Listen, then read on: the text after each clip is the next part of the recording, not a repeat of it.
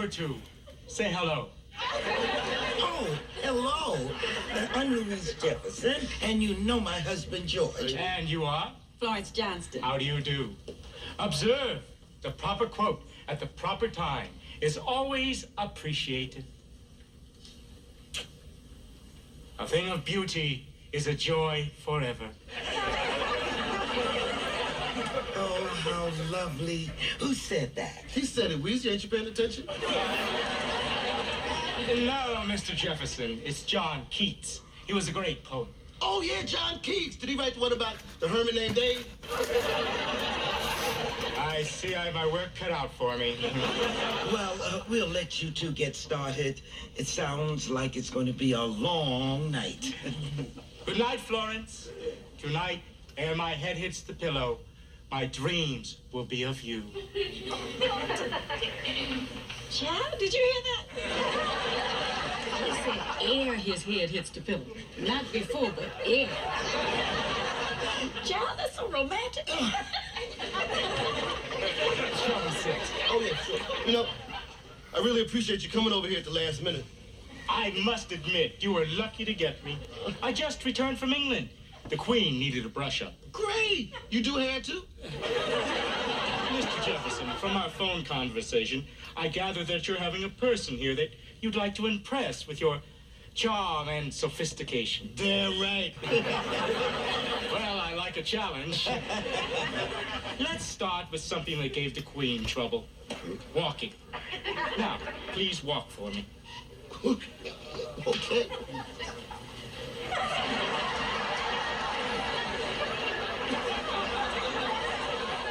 How's that?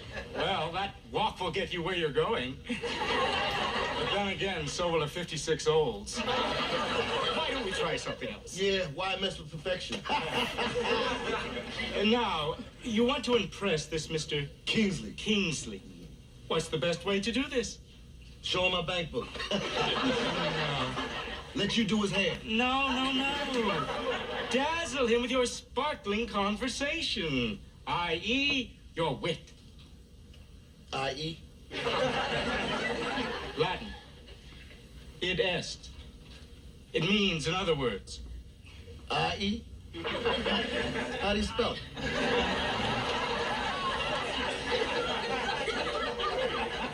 I-E. Oh, just the way it sounds. Oh, this is great. I.e. terrific. Queen was a cakewalk compared to this. Now, I will pretend to be Mr. Kingsley. Come over and engage me in conversation. I.e. talk to you. Yes, and stop that. Now, I'm Mr. Kingsley, and you shall ease yourself into the conversation. Right.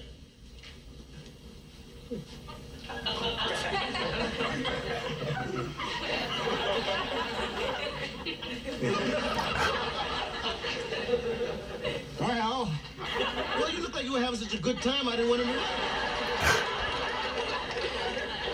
Besides, you told me you were Mr. Kingsley. You didn't tell me who I was. is that liquor? Yeah. You gonna show me how to pour a drink? No, I'm going to show you how to guzzle. I.e., get smashed right here on the floor. George, charming? I won't believe it until I see it. Well, it's true. I've got to give him credit. Once George decides to do something, he never rests until it's done. And believe me, he's a changed man. Well. Good evening, Helen. So glad you could make it. A thing of beauty is a joy forever.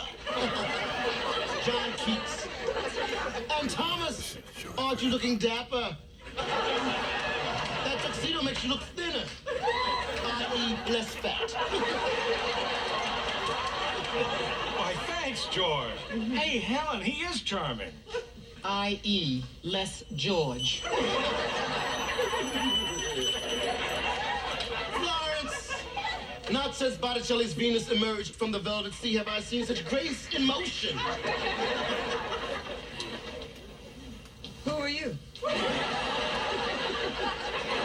Another gem from your inexhaustible mine of wit.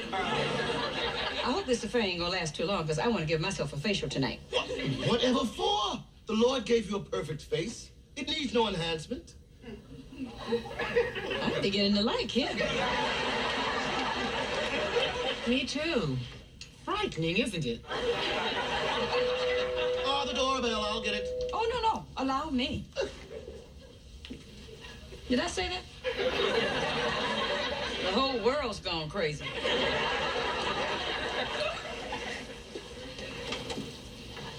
Hello, I'm Morgan Kingsley. Morgan Kingsley, Mr. Jefferson. I'm George Jefferson, Mr. Kingsley. I've admired your column for years. Well, we have that in common.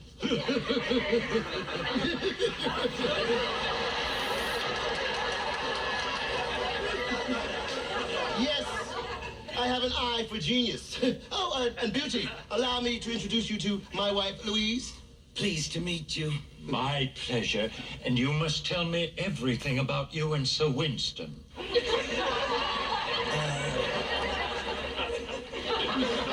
Morgan, you at the Whittendale's party last week, you must remember Helen Willis and her better half, or should I say her better three-quarters?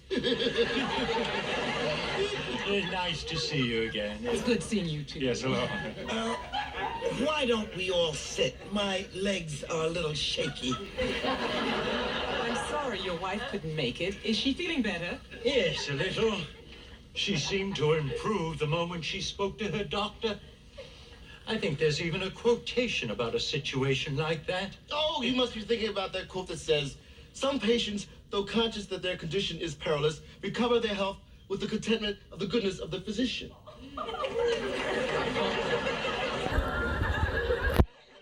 That's it. Who said that? Why, the original physician himself, Hippocrates.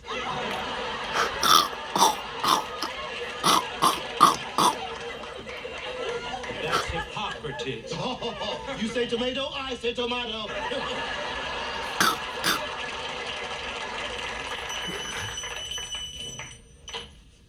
Champagne? Thank you, yes. Oh, Florence. Florence has been with our employee for the past 8 years. She's become quite indispensable. I like to think of her as my right hand. Well, working for a man like Mr. Jefferson has been one of the great joys of my life. I haven't seen this much bull since they canceled Rawhide.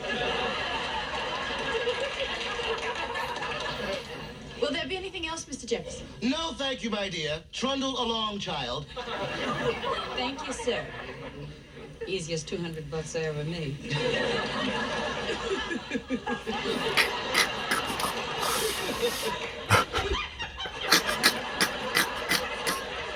Well, there's nothing like good French champagne. Oh, yes. I said there's nothing quite as special as a grape that's been picked from a French bush. But I'm monopolizing the whole conversation. Louise, why don't you favor Mr. Kingsley with one of your ever-amusing anecdotes? Okay, George. Why don't I tell him about my 2-week fling with Joseph Stalin?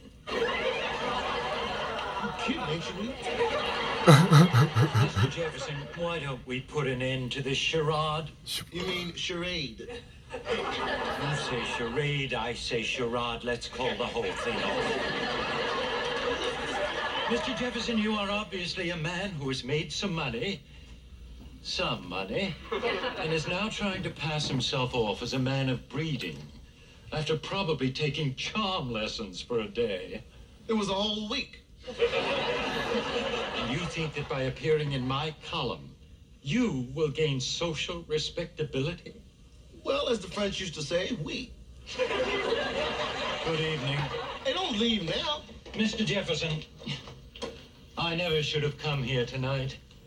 Mr. Whittendale warned me about you. What did he say about me?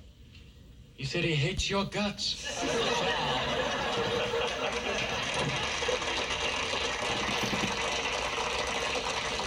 Hey, wait a minute. I didn't finish all my quotes. Melancholy is the nurse of frenzy. How sharper than a serpent's tooth. Dead men wear no tail. Thank you for a lovely evening, Louise. Yes, thanks so much. We really must be going. Oh, and George, for whatever it's worth, I think you're very charming. Beat it, Fatso.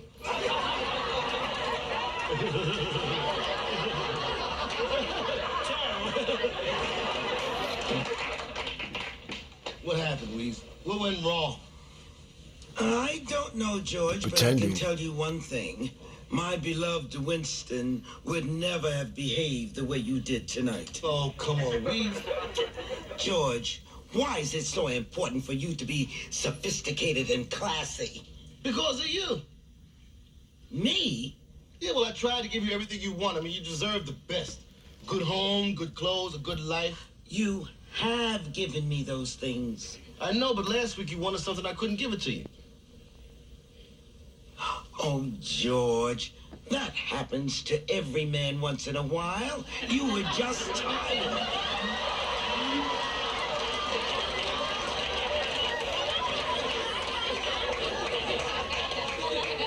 You're not making it any easier, Weez.